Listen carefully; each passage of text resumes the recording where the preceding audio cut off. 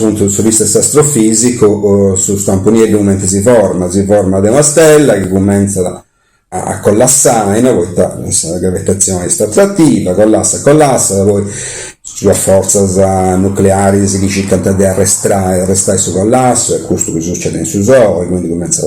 a si illuminare, però che questa massa è talmente manna, superata un bello variga della massa solaris, cosa succede? Che non c'è nessuna forza di natura che ci riesce ad arrestare questa attrazione gravitazionale, si forma da questo centro gravitazionale estremamente denso, che ha queste proprietà che va a lasciarsi di manco sa voce del campo est.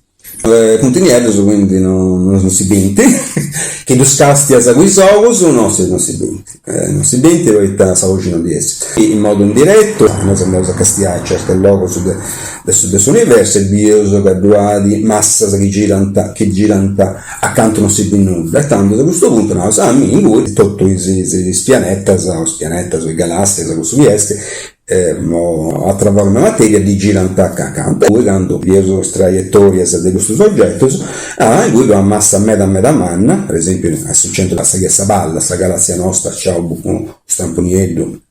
manno in questo modo è una cosa indiretta poi una cosa più diretta la bioso con le onde gravitazionali